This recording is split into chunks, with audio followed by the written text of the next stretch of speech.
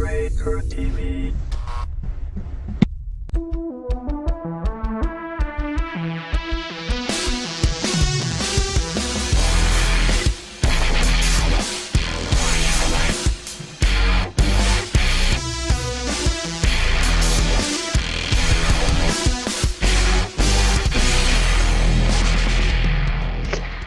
What's up, everybody? Welcome to GuildCast episode 30 for July 3rd, 2012. You're watching Gamebreaker TV. I'm Gary Gannon, and today, ArenaNet gave us a little video to watch. We've got 2 interviews to dissect, and we talk about the guild system, all that and much more, plus your viewer questions, of course. But first, the one, the only Mr. Scott Hawks himself. How are you, sir? Hello. Hello. I'm well. How are you? Good. Good. Cheerio. Cheerio. How are you, well? Marvelous. And, of course, from Massively.com, it's the one, the only Elizabeth. How are you? Hello.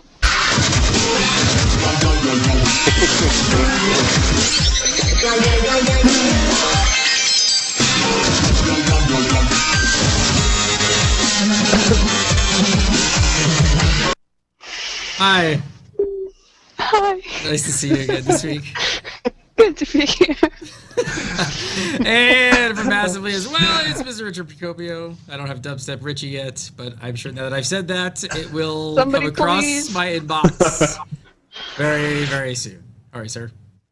I'm doing great. How are you? Good, good, good. All right, so not a whole lot has happened this week, honestly. Nothing really to get Yep.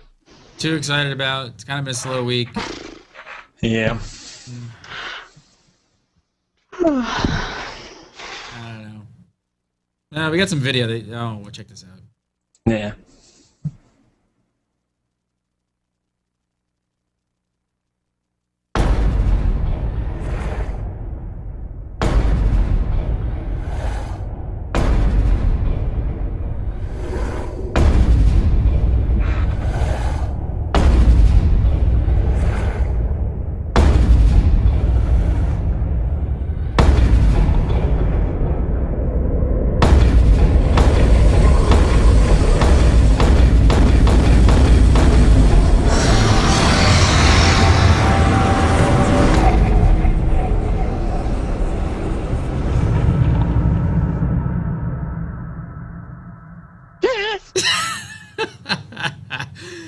All right, so we got a launch date trailer. I think we all pretty much we're all kind of close to the date.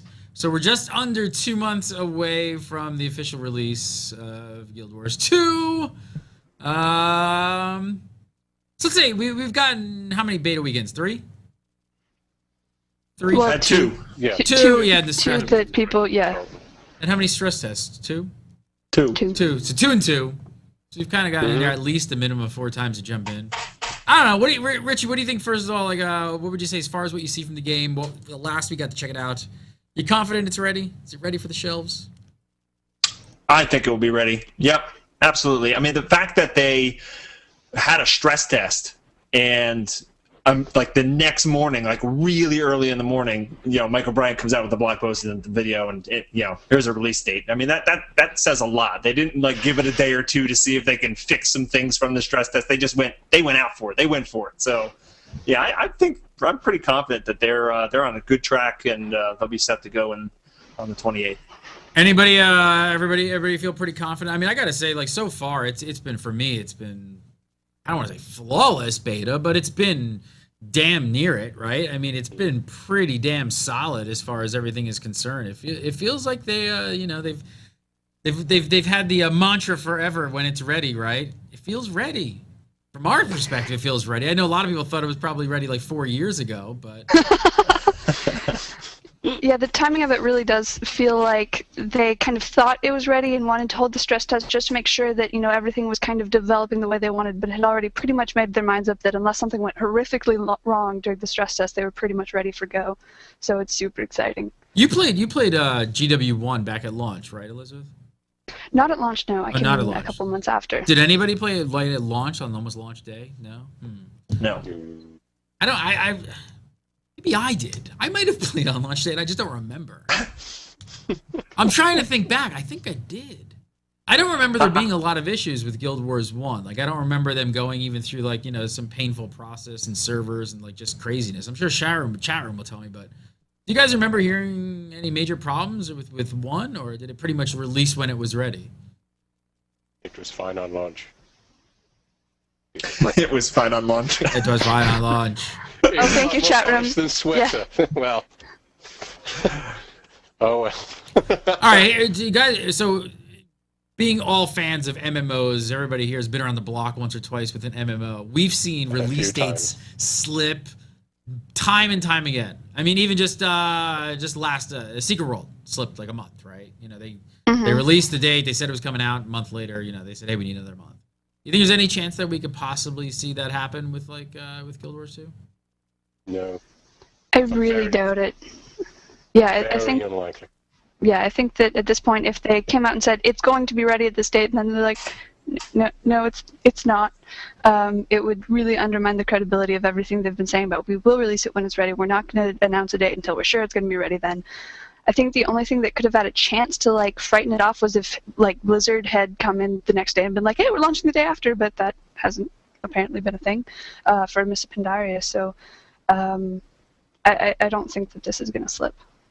It's actually a really good point. What do you guys think? You think Mop's going to come in kind of around the same time period now that the date's out there? I mean, they're notorious for taking dates and being like, hey, we're just going to like drop something during that week. I don't know, an expansion or something. What was it? Was it the day after they said, oh, look, the cinematic's going to be previewed. The world premiere of the cinematic will be out on August the 15th. Yeah. Rejoice! So they'll be pushing to get that near to when Guild Wars comes out, I imagine. What do you? I would hope so for them anyway. What do you guys feel right now? I mean, I know not everybody here is a World of Warcraft player, but I mean, right now there's the undercurrent of fever for Guild Wars 2. And we talked about this on Legendaries. I don't know if there's really the fever right now for the undercurrent for MOP. It doesn't feel the same at all. Do you think most of the undercurrent though right now, or at least the people in our community, are really much more Guild Wars 2 fans, or do you think there's a lot of World of Warcraft players really looking hardcore at either maybe leaving or have already left and looking at Guild Wars 2? I think they're looking at Guild Wars 2. I know quite a few people who are looking at Guild Wars 2 as certainly an alternative, as they're currently bored out their brains waiting for MOP to come out, and the beta's not doing the trick for them in like building the excitement for a lot of people. But I think what they're also looking at is Guild Wars 2 as something maybe to play in addition to World of Warcraft, which is one of the first times that you've got an MMO coming out where that's been the case. It's always been a case of, well, are you going to jump ship to this MMO and then they give it a couple of months and then go back? This is probably the first one where people are going, actually, I might play this as well. Because of the monthly subscription fee. There's like almost, you know, the $50 or $60 charge is so easy to swallow once, and it's like, oh, and I can just play this? Sure, maybe I'll do this. Yeah, anyone who's like into raiding, you know, World of Warcraft will still undoubtedly be one of your best options for doing that. But like Scott said, everyone knows as the cycle continues, 3 or 4 months after a patch or content comes out, you have that lull where you're just dying for that new content. And Blizzard has a very slow, you know, release schedule. So, what better way to fill in those gaps with some good old-fashioned Guild Wars 2 action? Good old-fashioned Guild Wars 2 action. That's right. Guild Wars 2, new fashion racket. Hey, let's go. Speeding off on the way. I don't know. All right. So the launch date, you know, pretty much overshadowed everything else, you know. But there are some pretty cool things here that we get to see in the launch video. You get to see some Asura, some Sylvari, airships. How cool are airships? Very cool. Super cool. Cannons. Some awesome environments. I think we haven't really seen all of this stuff, and monsters, and what looks to be a very, very, very, very large dragon. Very large. What stood out to you guys? Scott, what stood out to you the most in this video? What stood out to me the most was I want to see more of it. Was the main thing that stood out to me. I thought you were going to say the Guardian. I don't want to be that predictable. No. No, it's just it's like I'm teasing you, but I want to see the big full thing. I want to see all of it, and the main thing, of course, was after I'd watched it 5 or 6 times. I want to see large dragons flying past airships with cannons firing at it. To me, that's something that should happen every day before breakfast. It's just a good way to start the day. It's with morning tea. Good morning, thank you. I'll have my crumpets now. Oh, a large dragon. Shoot it down, would you please? Have we seen any of this in the game? Has anyone seen any of this? I know I haven't seen this stuff. But No. is this just We've seen this Seraph before, but we haven't seen, like, Zaitan. No. As we're assuming that is, in fact, Zaitan. Well, there's a lot of controversy whether that's Zaitan or not. I'm going on record saying I think it is. What? So what? Tell me about the controversy. Well, a lot of people, like on Reddit and whatever, they're putting up that it doesn't fit the scale of some of the concept art that has been put out there by Zaitan, and but there are like slow motion, frame by frame captures of it, and that dragon actually has multiple heads in that trailer, and Zaitan is supposedly composed of. The bodies of several different dragons. So the speculation is that might not be Zaitan, but maybe that is part of Zaitan broken off and flying around, and maybe eventually like Zaitan forms up like what is it, Voltron? What the F? Are you kidding me? So it breaks apart possibly into separate dragons and they come together? It's speculation, but Zaitan is made up of like the bodies of dead dragons. So he's supposed to be this colossal thing. He's supposed to like dwarf the Shatterer that flew over at the finale event. Mm-hmm. Which I did not see, and I'm very PO'd about. I have like 70 screenshots. I don't want to ruin it. I want to see it. Myself out on the list. It's not the same. I want to see it in person in pixels. Like, I want to be there. Our server sucks. We couldn't finish it. Well, we couldn't finish it, but I still saw him flying over. We didn't see it. I kept looking, and every time somebody yelled out "dragon," and it was like troll. Like people were just yelling it, and nobody saw anything. I don't know. I didn't see it. They were there. I've seen the screenshots from our server. Yeah, it was there on our server. They have. It rumbles right before he flies over. Do they have 8 heads? No. That's just this was just the Shatterer. Big head. So, Elizabeth, you're saying it is. Richie, you're not going on record as far as making an assumption? Yep. It flew by the airship, right? And it didn't. It's big because it's large, but it's about the size of the airship. It kind of looks like. Zaitan's supposed to be bigger than that. I don't know. We'll see. Is that a Guild airship confirmed? Yeah, they were confirmed at some point. All that was ever officially said about them was Colin Johansson saying that they come into gameplay at some point and that they like play a key role in a part of gameplay, and that was all he would elaborate on. So when big dragons. So that confirms it. Could that be part of an event? Is that maybe a click from like an event when you're taking on a dragon? You're on an airship on it or something? Seems like a good way to fight a dragon. Could be. Yeah, I'd like that. Yeah. It'd be better than I've got this 4-foot sword, or I can jump on the airship that's got cannons on it. Yeah, I'm gonna attack. Hold the sword. I'm getting on the airship. That's what I'd go for. For sure. Yep. So I think the other big thing this week that everybody's happy about is that you really don't even have to wait fully to the release date. So we're gonna have you got 2 months, a little less than 2 months before the game comes out, but they're gonna kick off the final beta weekend, July 20th. And I don't know. I guess there's really only one question left to ask. I don't know. This video pretty much sums it up. This video here. It's from me, but I kind of don't really remember sending this in. Kind of weird. I might have just blacked out or something. I don't know.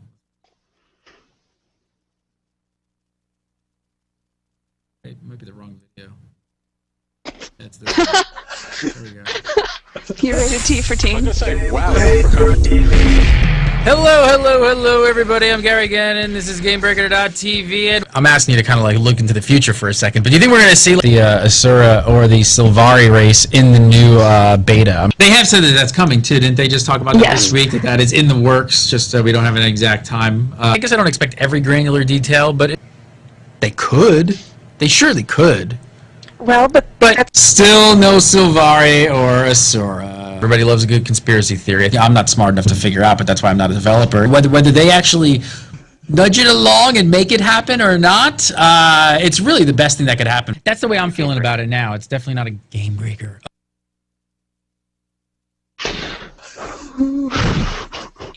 Bearded. it was so nice to have Ruby back. Wasn't it? Oh my God, she might get in trouble for that.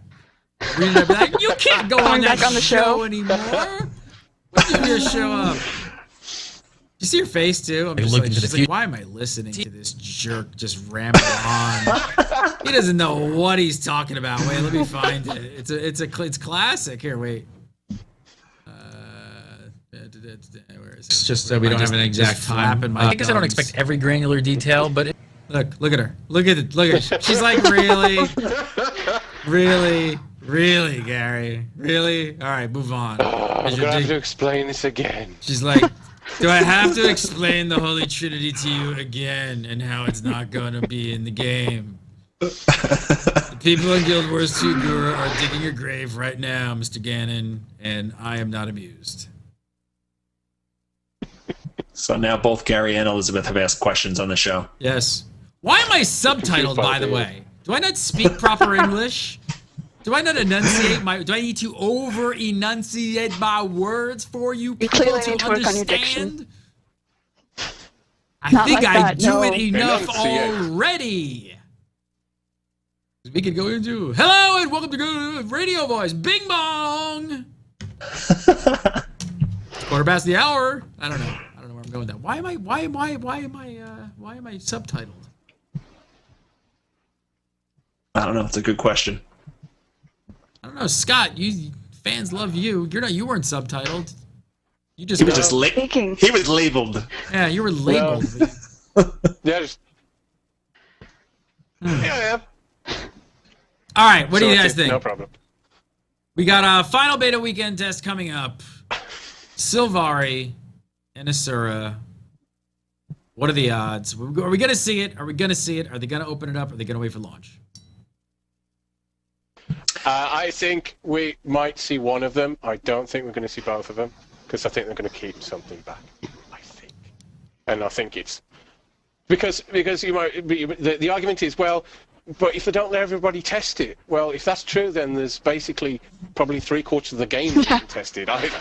So they are confident. They've had people running through, though. We've seen videos of people in there running around in those starter cities. So I don't think that's actually part of it. And also, leaving it until the last BWE a few weeks before launch as the time to test it, not a good idea. So that's not an argument that holds water for me to have them have both of them. So I think they might have one to get people excited, but I don't think they'll have two. I think they'll hold one back. But man, what if there's something wrong with them? It'd be funny, wouldn't it? Like you find out and then there's like 500 people in a map, like the whole thing just dies and all the Sylvari turn into wolves or something. Just absolutely ridiculous testing. I hope Scott's right. I hope that at most we have only one. I have a sinking feeling that is turning into less and less of a sinking feeling as time goes on that both of them will be playable. But I hope that they would hold one back. You're gonna say both are playable in the final beta weekend event? Yes. Yeah, I would say that as well. Yeah, I've been a fan of, and that's not me. Well, Richie, you've done your hair. I know. Self-recognition. I like the idea of them holding those two back and just not putting them out there. I've said that before, but I do agree. I think they're going to come out with something to kind of get people excited. And if you leave one back, I have to imagine that there's some sort of impact on the population of that race come launch. If you leave just the Sylvari out or something like that, yeah, they'd explode. Yeah, they would just be very top heavy when you explode, and I just don't think they want to do that kind of thing. I like my Sylvari top heavy, personally. So I'm going to go with Elizabeth. Ferns out of their head. 2 of them coming out. Big cabbage. Whoa, Pumpkin that's where head. we'll go with that. All right, wasn't really where I was going. At least Scott was with me on that Yeah, one, right, I know. buddy? Scott got my back on there. Yes, sexual I knew where innuendo you for were the going, win. but I was waving at you, walking off into the distance. Yeah, exactly. Just leaving you on your way. I didn't follow you I don't. into the You gutter, think, Mr. Gannon. I guess if they do, yeah, I guess a lot of people would roll them. It is true. Yeah. Really quickly just to see what they're all about. It's weird. I wouldn't. I don't really have too much. I don't really want to roll a Sylvari at all. I have no. I can't wait for Sylvari. Yeah. Really. I mean, they look cool, but it just I don't know. Actually, Asura look a ton of fun, but Sylvari's one I really want to play because it's to me, it's the most distinct of a race from other MMOs. That's why I want to play that one. I'm just pleased there's just one left. That's the one I'm delighted about. There's one BWE left. So worried there's going to be another 2 or 3. Yeah, that was one my left. Perfect. Great. Happy. big fear. I mean, Ruby, we were just what do you talking about think? it last week.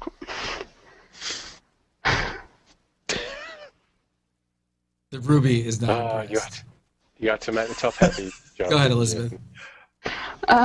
We were talking, I think it was just last week, about how like it's gonna suck if this draws on for another 3 or 4 beta weekends, and so it was so nice that they came along and confirmed for us that it won't. Nice little response there. So very. What do you guys think about after the 4th one? Do you think we'll see kind of an open beta at all? Oh, I hope not. No. No, you don't think we'll do like a full week of not just, or like a little bit longer of an extended period of time? I could see another stress test. I could see another 1-day stress test or something like that, or a couple hour stress test. But See that. I would think that's it. Yeah. Purely because of the way they've done the pre-order, the pre-purchasing, I should say. Sorry. Yeah. To then just go open beta, just before launch. People are like, what? Shut up. What? Well, Yeah, so I guess the big question is like, do they put the other races out there and get people a little bit used to them so you can kind of pick what you want to roll first, or do you use that as a hype mechanism to kind of, for the people who are really paying attention, use that a little bit in the marketing to kind of, you don't even have to market it because the people who are really paying attention and actually know the races would just be like, I haven't been able to try this race yet. I can't wait to get in there.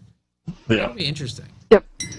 I just had a thought pop into my head. The reason why they'd actually did both of them is what they don't want to do is they're going to use basically this last BWE as a drumming up excitement. Is if they just have one race and everybody's making in there, you're going to get some lag issues perhaps and so on. Mm-hmm. So you don't want your last BWE, which is going to be your big marketing. Look, everybody, get excited The to worst. turn into a PowerPoint presentation. So if they're going to do one, they're probably going to have to do 2. I think they should wipe all the characters, release all 5 races, and it'll be very much a simulation of what they can kind of look forward to on launch day. And I That think would they make the need most one more sense. of them. That would make the most sense is like really try and do Yes. like a launch day simulation as close to possible. And that would be with all races. Like you said, wipe everything. So everybody's got to roll a brand new tune. Yep. I'm guessing that will, in fact, be the case. I mean, at this point, it doesn't make sense to leave characters on anymore unless they're going to open up another higher level area. Because, I mean, people have been playing for a ridiculous amount of time each weekend, so they've out-leveled most of the content that's there. Even people who are not cheating. And again, if they're that worried about about testing those areas, they can't be that worried about testing those areas. Yeah. There's only one BWE left. So yeah, and also if they did that, if they said right, we're wiping them all and we're going to give you all the races to start this BWE, and then at the end of the weekend they turn around and say, surprise, you can keep these characters now for your launch. See you in November.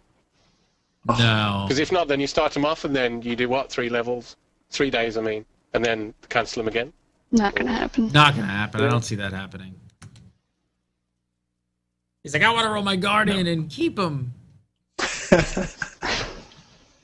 I'll just know because I'm going to be wiping mine back because I said the ones I've got. Sorry, the Guardian I have. Slip. That was a Freudian slip. The ones I've got is I've made choices. Hi Ruby, how are you? Are you welcome? I've made choices specifically because it's not going to be the one I'm going to play with at launch. Mm-hmm. So they need to be wiped. Because I'm going to have to just restart again anyway. So I want them to be wiped. Alrighty, well, so there's the big news of the week for sure. The release date, everybody's flipping out. Can't believe it's released. Going to be released less than 2 months. we've got a I don't have the exact dates yet, but we are actually going to be doing a Guild Wars 2 giveaway coming up very soon on Gamebreaker TV. You guys definitely want to pay attention to that. I don't want to say more than that. Hopefully some more info will be out soon. Working on it, but you guys are going to like it. Pretty badass. So Guild Wars 2 giveaway coming up. And time to pay some bills. So if you guys have not checked out Netflix, I'm leveling up my Ancient Aliens. Oh, Jesus. Does that show ever run out? No, I mean I'm leveling. I've got like 3 bucks. Any other show? I've got like gone on longer than MASH. I've got like 2 or 3 bubbles left, and I'm gonna max out on Endgame. You watch like half an episode a week? Just like a minute every day. There's like 2 seasons of it. 2 seasons. 2 seasons, yeah. How many episodes? I know. I was gonna say. I'm like, are they like 12 season 5-hour 5 episodes? years long or something? Bloody hell! I want to just sit here and tell all my problems to Ruby. Can I do that? Oh god! I don't think she would be impressed. Ruby does not joke about the Ancient Aliens. Let me I tell would you. feel so judged. If you've not checked it out, though, this is for the streaming service. Go over to netflix.com/Gamebreaker TV and sign up for the free 30-day trial for the streaming service. It's only $8 a month after the free 30 days, but you get free 30 days to check it out. You can stream it to all your devices within those 30 days to connect them all. Watch it on your desktop, your PS3, your Wii, your Xbox, iPhone, iPad, Android, all those good things. Just for that remark, Scott Hawks, I'm not going to watch Doctor Who next, okay? Cut your nose off to spite your face, you would, while you're sitting there with your Ancient Aliens drivel. Well, you could be watching something good, and instead, could it have been? No, it couldn't have been. It wasn't a bloody alien. It was some alien with a shovel. I feel like she's judging you at this point, Gary. Like me? You might control the power No. of the She's Ruby, judging all but of she you. is judging you. The Ruby judges. Actually, Ruby likes Doctor Who. She started watching it recently. So if you want to be cool, that's the way to go. I love that Richie just can't stop laughing every time she comes up. It's like it's hotkey to your one key, and then like that's your best MMO ability. Just one Ruby. This is why I get paid the big bucks to drive the bus. I'm a bus driver, man. This is all I do all day long. I drive a bus. Hopefully, I'm good at it. All right. So, Guild Wars 2 Hub spoke to John Peters about professions and traits. You should check out the entire interview, but we pulled out a few of the highlights. First up, John Peters had this to say. He said, we are still working out what the upper and lower limits for builds need to be. By the next beta weekend, you will see a lot of balance changes to all of the professions as we work toward establishing those limits. There are still going to be builds that fall into the glass cannon category, support category, etc. We just need to determine where to draw the line. So, what did you guys feel after the last beta weekend in general, about class balance in general, from previous weekends? Guardians are OP. They need to be nerfed so that all they get is a stick. No! Whack at you with a stick. What you doing? Stop it! Leave them alone. Guardians are fine, and they're very helpful, and balanced perfectly in all ways, shapes, and forms that can be imagined. So I'm happy. Why is it always that the OP class, everybody's just like, people love it. You love the OP class. It's not OP. It's so OP, dude. It's not OP. They just need a stick. Necro's not OP either, right? Oh, that's OP. Oh, that's OP. And the thief. No, what do you guys? What did you guys feel at all? Scott only played Guardian, so that's all he can talk about. Of course, it's not OP. Elizabeth, you actually, run the gamut. You played a couple characters, unlike some other Brit, and you have some better insight on this. I felt pretty comfortable on all my characters, and like they were all doing kind of not necessarily equitable raw damage output, but they were handling themselves equally well in whatever situations I put them into. Richie, didn't do a ton of PvP testing though. Oh, not a lot of PvP testing. Yeah. Yeah, when you're talking about how are they balanced in general, I didn't get to do any of the 5-person dungeons or anything like that, and I didn't get to do a lot of the PvP stuff either, so I was away. But I do think that just the general feeling from reading forum posts and different things, you can see an OP thread almost about every profession. I would think maybe the one that they don't play feels. I think the one that I don't see a lot of great feedback on maybe right now is the engineer. You joking? No. Engineers are awesome. No, I'm not debating that whether they're awesome or not. But I think they're cool, but I don't know. I see OP threads about a lot of things, but a lot of engineers need work threads. I think Elizabeth was just like rifling through looking for a glove to throw down right there. I know, like, wait, do I have a glove? I want to pick a fight so badly. She reached for her Ruby button and didn't have one. Where's my cue? Yeah, you don't see a lot of threads saying that engineers are OP, and you don't see a lot of threads saying that rangers are OP. And you won't until the pets get fixed. Do you guys think there's a place in the game for like the really support heavy builds with buffs and heals being like the main focus of the game, or you think like DPS specs are always going to be a bit more attractive? I think there's space for support builds. That's just one of my favourite things to do on a Guardian is is to play support in structured PvP. You bring a lot of utility and a lot of domination over an area rather than actual one-on-one firepower. So yeah, definitely there's room for support. Yeah, the interesting thing is I actually ran as an elementalist in Water Attunement for a while and with a big group, and that's very supporty. They can put down different AoEs. Two of their abilities are AoE heals, and you can even do that. But the interesting thing about that, even though I'm playing that kind of role, it doesn't stop everybody else from having to use their own healing spell and also having to dodge out of stuff. And there's times when just those things are on cooldown, and I actually have to do other things like dodge out of the way myself and actually do damage. So, you're not going to be relegated to that. I do nothing but sit there and keep everyone alive. That just won't happen in this game. How about the weapon sets? Do you guys feel like every weapon set for every profession is viable right now? Because I mean, with a game like this and the way it's kind of structured, it should be, right? Yeah. I was doing a live stream with a Mesmer during, I think, the first beta weekend, and I had people actually asking me, please don't run around with a greatsword, because they're so tired of seeing Mesmers with greatswords. So there are a couple classes like that where you kind of see one weapon that is the eternal favorite, like everyone is running a Mesmer with a greatsword, or was during this beta weekend. So I think there are classes that gravitate towards a certain weapon or weapon set, but for the most part, I've heard plenty of people talking about the benefits of different weapons for each profession. How do you guys think traits are going to fall into this as well? Because I don't think anyone's had enough experience to really see how diverse the system is going to be. But what do you think? You think it's going to be a major focus for ArenaNet? That there sort of should be a place for all play styles out there?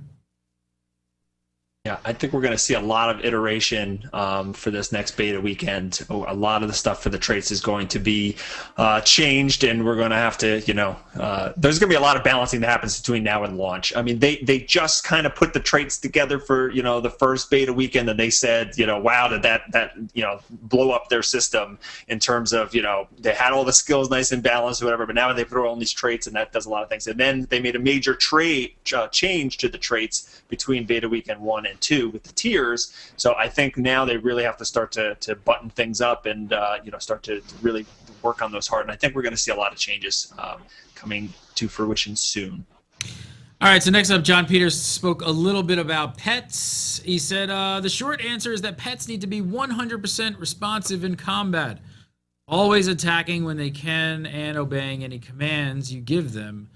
That has to happen in order for us to release the game. So good news for people who are pet fans. I mean, it's a core mechanic of the game. It's got to work flawlessly upon release. I mean, pretty much no different than any class basically having a broken skill, right?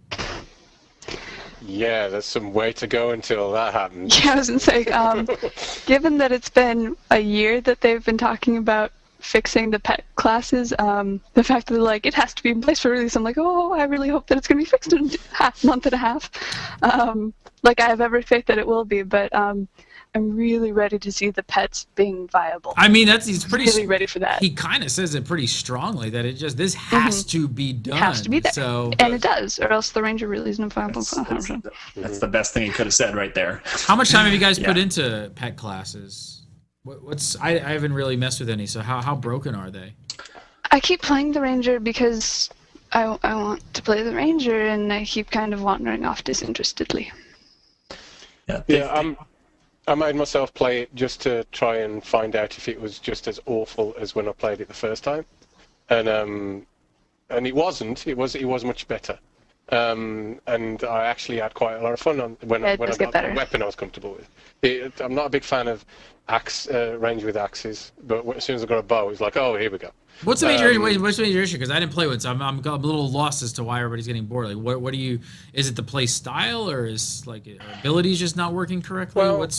Well, the thing is that you start out with the axes and they're fine, but it doesn't feel kinetic. It doesn't feel, and there's no immediacy to the combat. So you need the pet kind of to make up for that, and it doesn't, because the pet isn't that responsive. It's not predictable all the time what it's going to do, and also mobs go through it quicker than rice paper, so it doesn't add a lot to the class at the moment. So when you first start off, it's not that intriguing, but when you actually I got to like level 12, 13 I think, and it gets better as it goes along, definitely. So I think maybe those first few levels and that starter weapon that you have at the moment, I don't think really help the way a ranger feels to begin with, and with the pets and the problems they have, rangers need a bit of love, and they need it by launch. Well, if pets and from tweaking a little. Not only you saying it, John Peters is saying it, so it's right from his mouth. They're gonna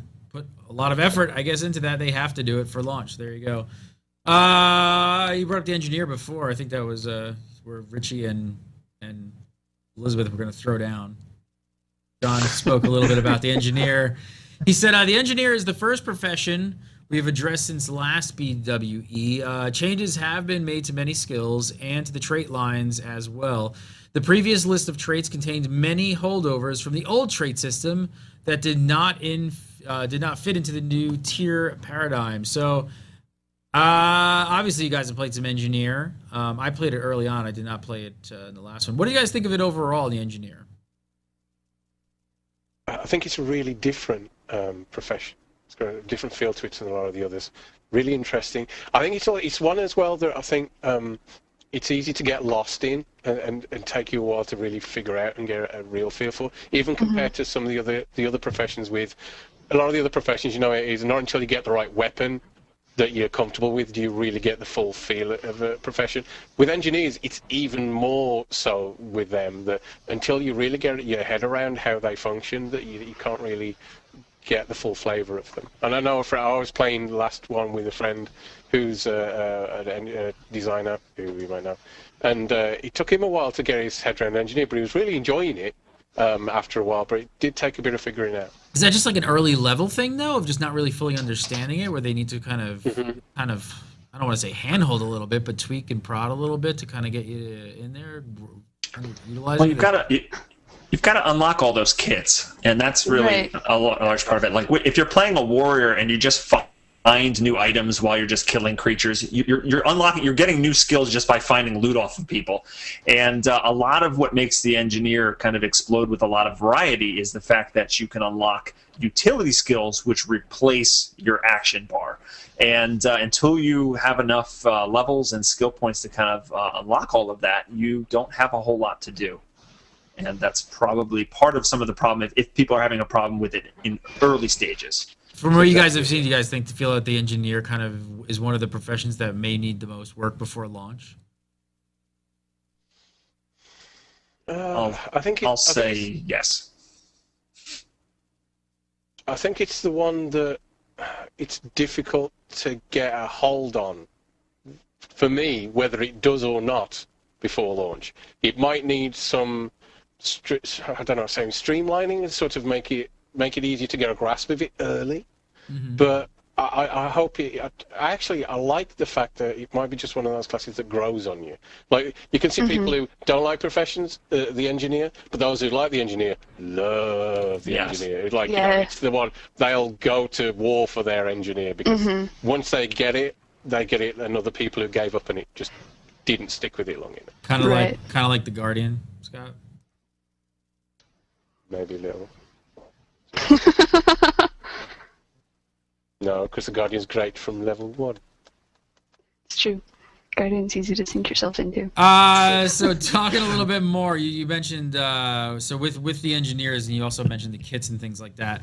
John had a little bit more to say about that. He said mine kit is no longer a kit. It's a single mine that works as the elements of the kit did, but now when you detonate that mine, it knocks enemies back and removes boons. The tool belt has been replaced with a drop minefield around my location skill, which toggles to detonate minefield. So definitely kind of sounds like a fun ability on paper. But I mean, the only thing is, I mean, wasn't one of the unique parts of being an engineer, like we were just talking, like all the kits that they completely changed their weapon skills?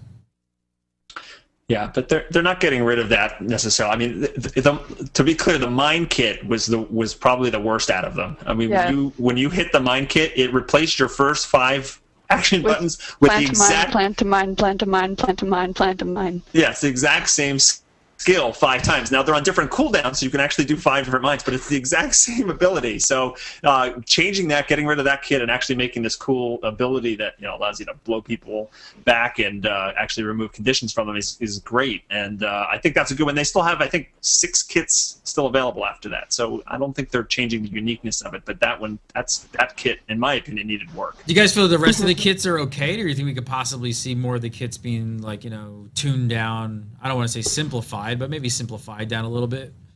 Do you think you could see something similar happen to the other kits? The rest of the kits, to me, felt a lot better and felt a lot more like they were fulfilling kind of the purpose of kits on the engineer, so I don't think that the rest of them will see such drastic changes. I wouldn't expect them to, at least.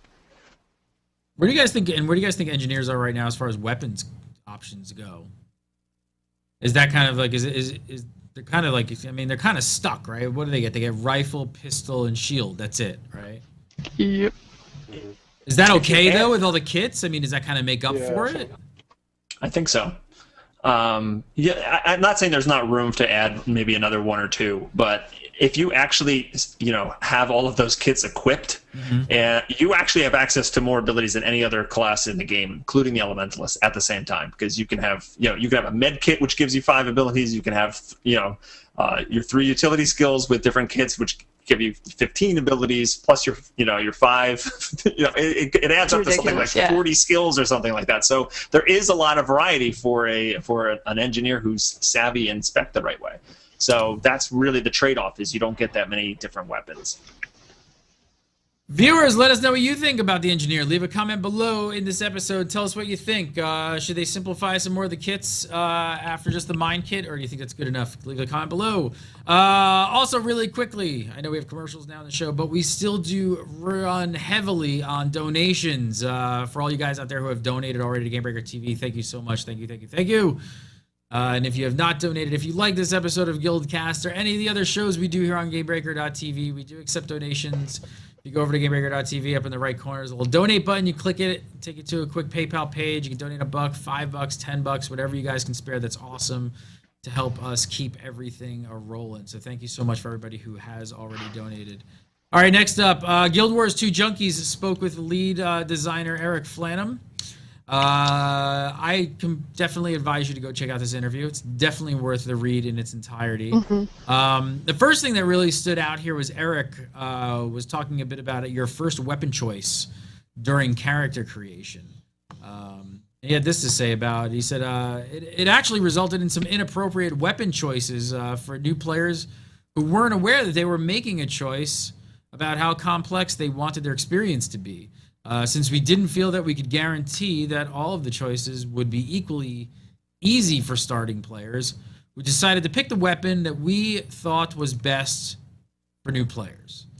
So this gets into they've removed the one bio question correctly. Is that what's happened here?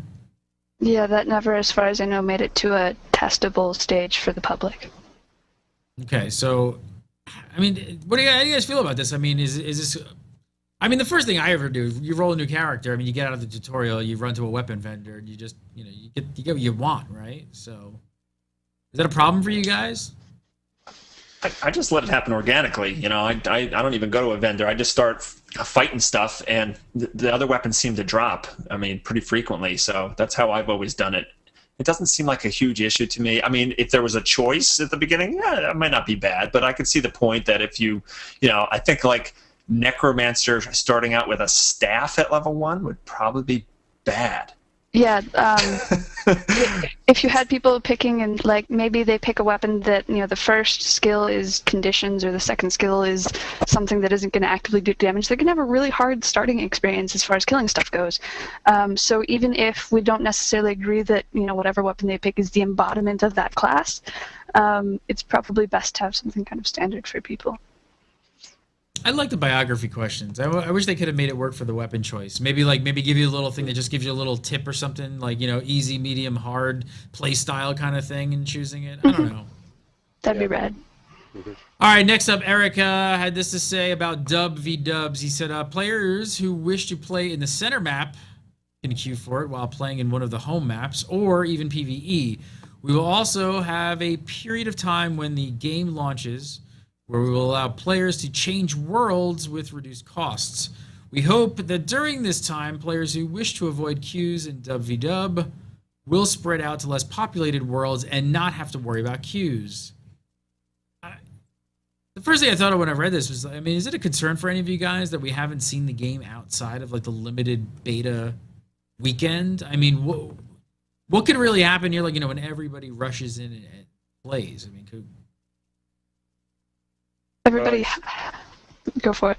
It's going to be essentially what happens with pretty much any MMO launch, isn't it? Yeah.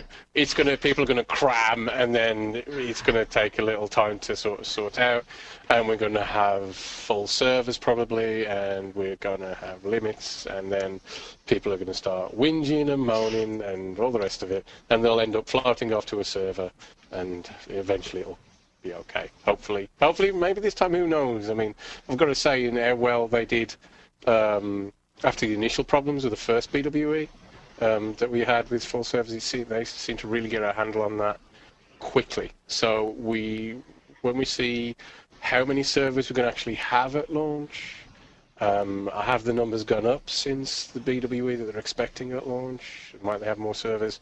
Who knows? But I mean, it's not going to be a surprise if we do have some like crunched servers at launch. I mean, it happens with. I can't think of an MMO where that hasn't happened. What did you all think of? What did you all think of when he says that thing in there? He says they would be reducing the cost of world transfers around launch in the hopes of people spreading out evenly. Mm-hmm. I mean, what are they reducing the cost to? Though? 0? I mean, it's going to cost people money. I mean, they can't expect people to pay for that, can they? But that's the thing, is if they are gonna do it on a basis of it's only going to cost, and I'm pulling this completely out of the air now, so don't anybody say that this is an actual real number. It's only going to cost you $5 instead of $10 to do a transfer over. I can see some people griping. I can see people griping anyway, but I can see, because that happens. But I can see people griping. But maybe we'll get a few gems thrown at us as a launch day or something like that, just to get people into the just enough for a server transfer. And if you don't do a server transfer, then it's something to get you interested in what's inside the gem store. Perhaps, I don't know. But yeah, I can see people getting a little kvetchy. There's a word. If they're on a server because the servers are rammed and saying, "Hey, you can transfer. We'll have somebody now, please."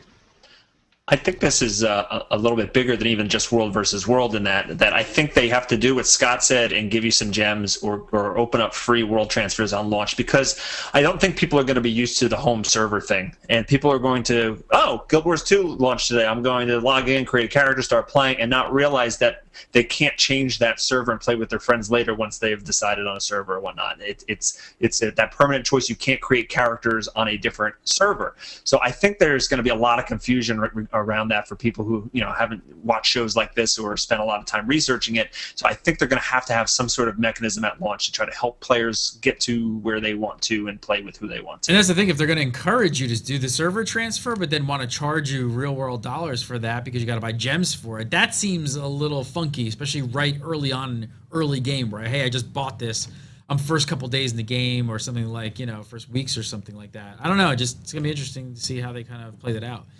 Maybe they can give you people like a specific server transfer gem that's only used for that. Like, you can't, use the gems for anything else except for server transfers or something. Yeah. I can just see, I can see them say giving you, I don't know, say 400 gems and saying a server transfer is going to cost you 400 gems. And then if you don't use it for that, you can buy, I don't know, a mini pet pack.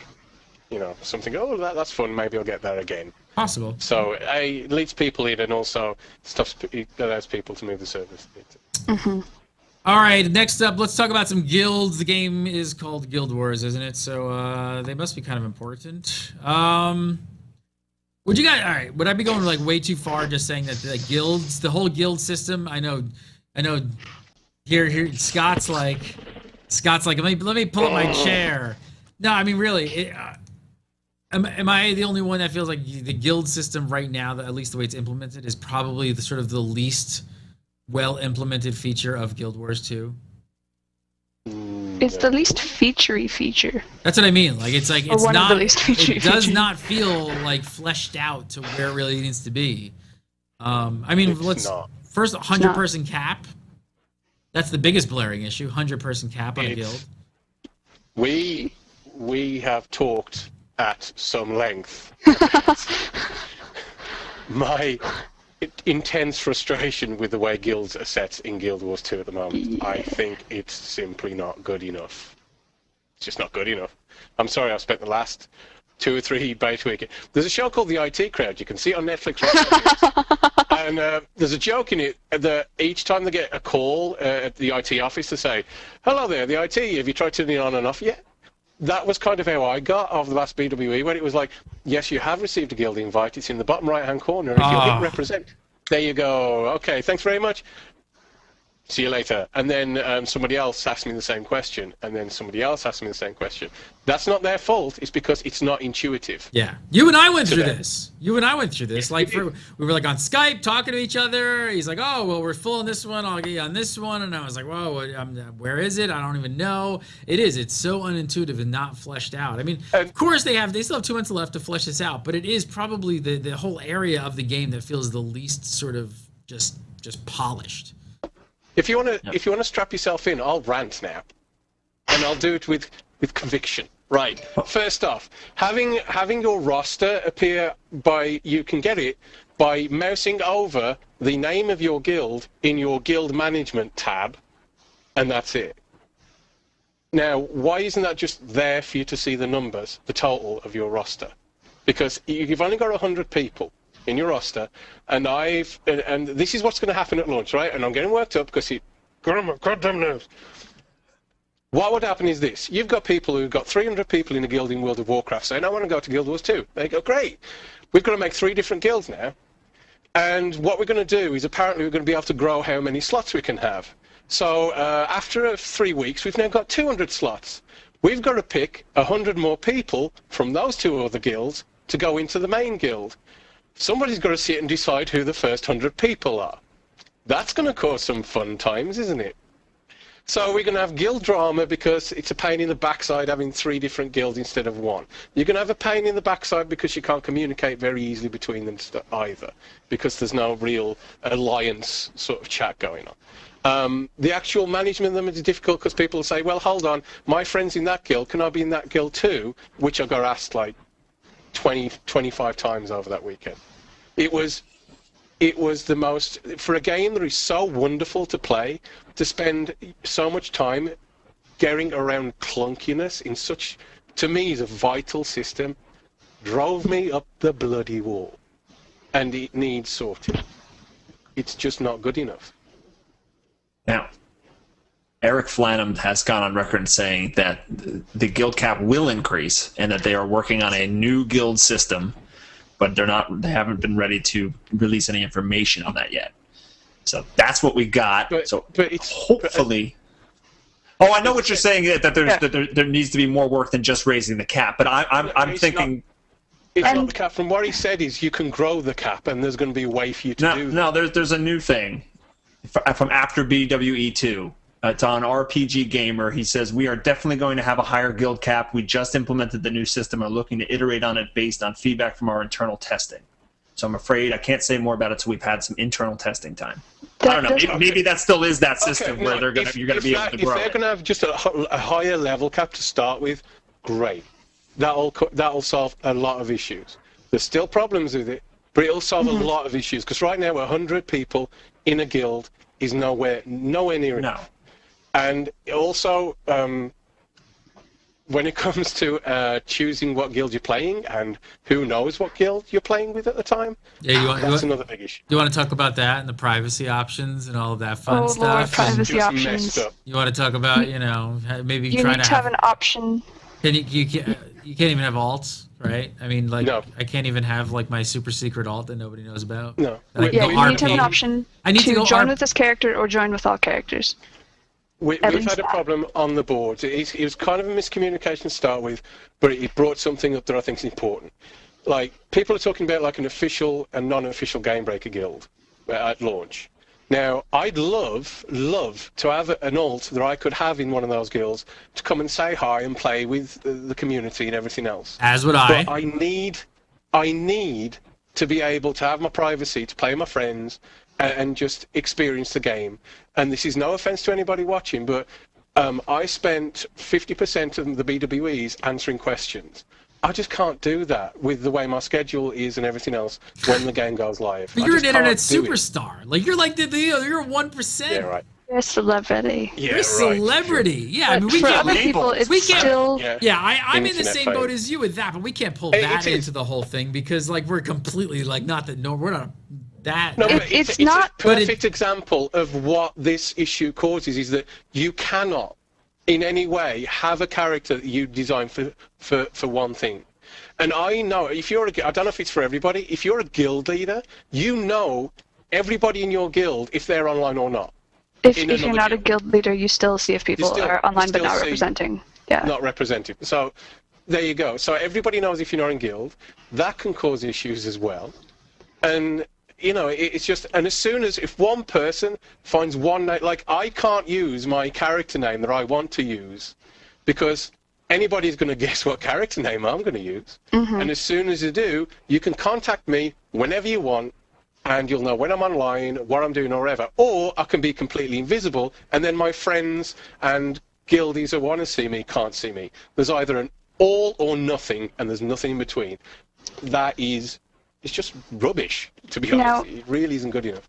On ArenaNet's Twitter, I've seen them responding to individual people with some reassurance that some sort of fix is coming to that system, but they haven't made any statements about it. And that's not deeply concerning to me, but it is something that I think isn't up to snuff yet and needs to be improved for launch. Just because, for a whole bunch of reasons, maybe you're an RPer and you really like to keep the lives of your characters separate, and you don't want, when you're going through something on your mesmer, you don't want somebody asking if you can hop on your necro for a run or whatever. So I really think that this is something that has to be better implemented. Yeah, I agree. What I was going to say is... I think Ruby agrees with me. I don't know. She might be reacting to what Scott said. I agree with everything they're saying. It has to be done better. We need better privacy options. We need better guild controls, better guild UI, and higher roster limits. I almost feel like the condensed roster limits might have been in reaction to the allowing multiple guild thing.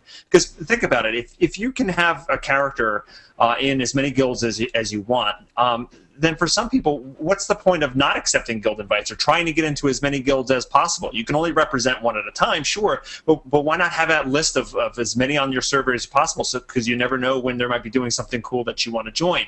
So to combat that, they make the roster spots really important, and they condense that so that you only have 100 or whatever the number is going to be.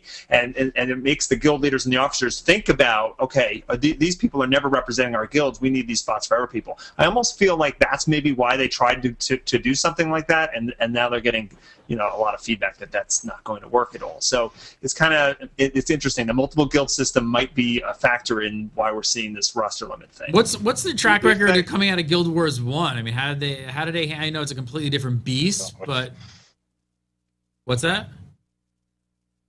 It's not exactly a huge. It's not like it's a massive improvement on the current one in Guild Wars 2, really, is it? So they didn't really do a really good job. I'm not as experienced as these guys for Guild Wars 1, but I feel like guilds in the original Guild Wars had a couple, benefits. So if you put enough time and money into it, your guild hall was kind of your one-stop shop for being able to do things and sell things and identify things and access your bank and access this and access PvP. So there was that benefit, and it put you into a faction for alliance battles, and there was that benefit. And alliances meant that you had, a larger group of people. So if you had a guild that was overflowing, you could have an alliance full of people, and there was always someone on. So it had a couple more benefits, but none of that really has transferred over to Guild Wars 2 from what I've seen of guilds. It's just really not there. That's what a lot of the negative feedback is coming from. A lot of threads popping up that, hey, you have this community. Some of your most loyal fans are still playing Guild Wars 1. They're in these alliances. You can have up to 10 guilds in an alliance with up to 100 people in each guild.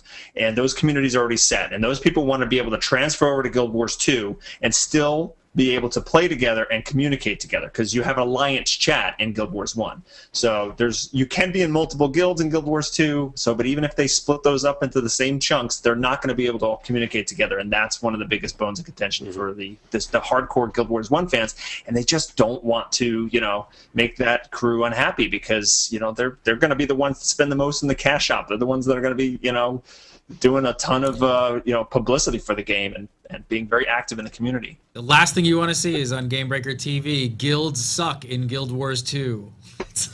You don't want that headline. To me, the way I approach MMOs, guilds are like the heart of an MMO when it comes to longevity and retention, because it's guilds that make people stick together.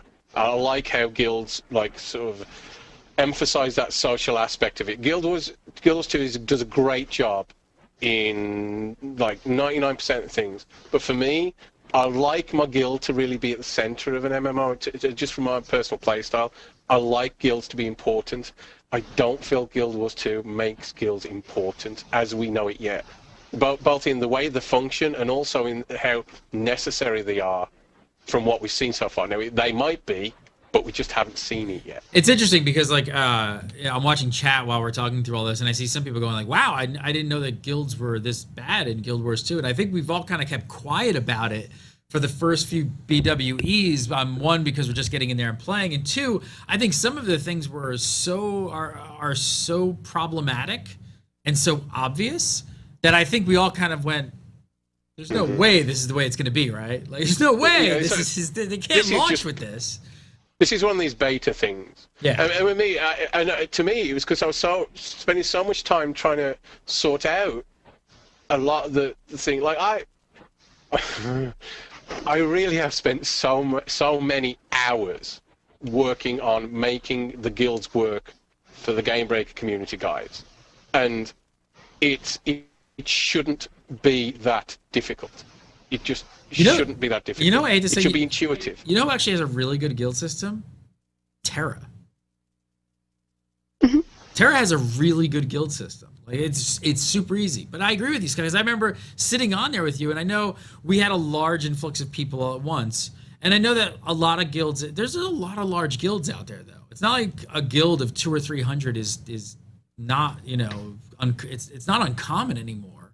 Yeah. And you would just spend incredible amounts of time just nurturing the guild system. And it was like you weren't even playing the game. You were just sitting there in the guild window, like doing stuff and answering questions. It was like I literally had to go anonymous to do the game testing that I wanted to do, because if I didn't, I could not play the game, because I was answering questions, legitimate questions that people had about guild functions or just other questions.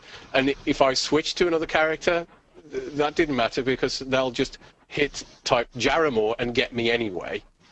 And so I couldn't just I just need 5 minutes, that couldn't work. And the rest of the time was spent inviting people into the first guild, who then said, oh, hold on, I want to be in the second guild as well, because I've got a friend over there as well. So, you're splitting up social groups. It's a complete, them. it's a complete facepalm nightmare. Yeah. And we all speculated, are they going to, the leveling, are they going to make it level to open up slots? Are they going to make it buy slots and gems? And it's like all of those options completely fracture the community, which really just is what an MMO is based on. Whether it's free to play, buy to play, whatever the business model is, it's going to fracture a lot. It's going to cause a lot of pain for a lot of people. I have confidence that they know this, though. I have confidence that they're going to fix this. If not, they've watched this episode. I think you've given them an earful, Scott, and I think they will be looking into this.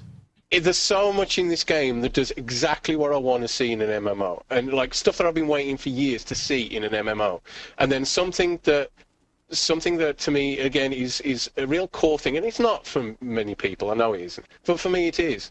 And to see it to be it's so cursory in the way it's been put together, and it doesn't take into the way that social groups actually form. You can't cut them off in 100 chunks. It just doesn't work that way.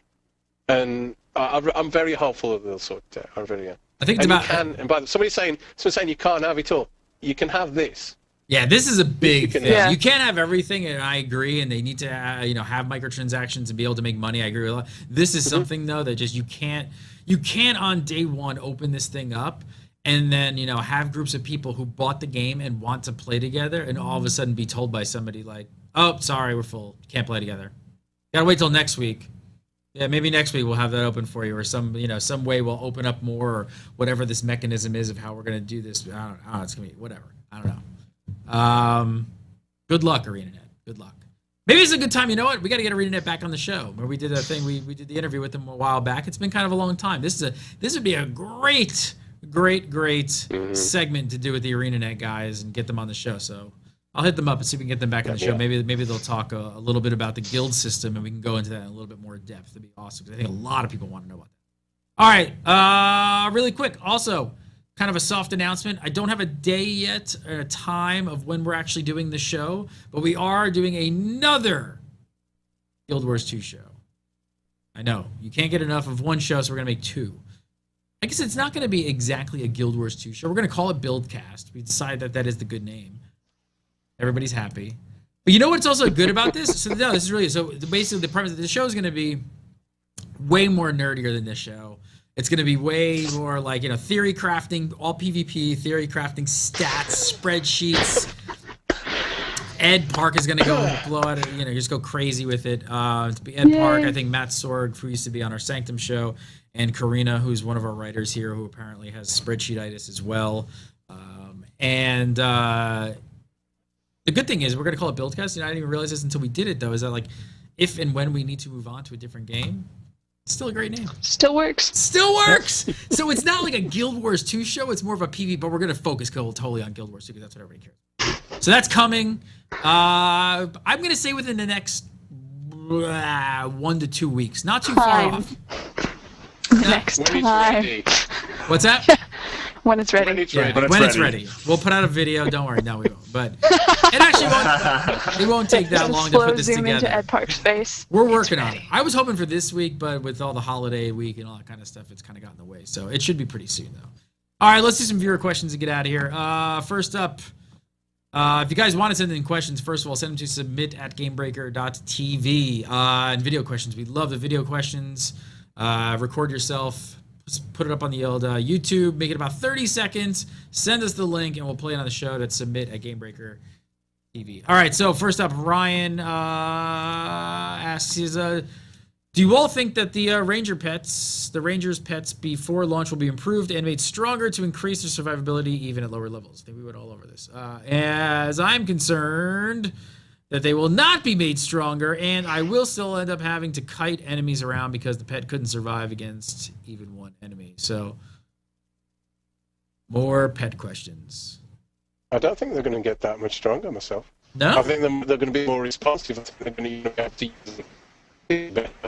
I don't think they're going to get that much stronger than they are. Just simply for balancing issues. It's going to be difficult.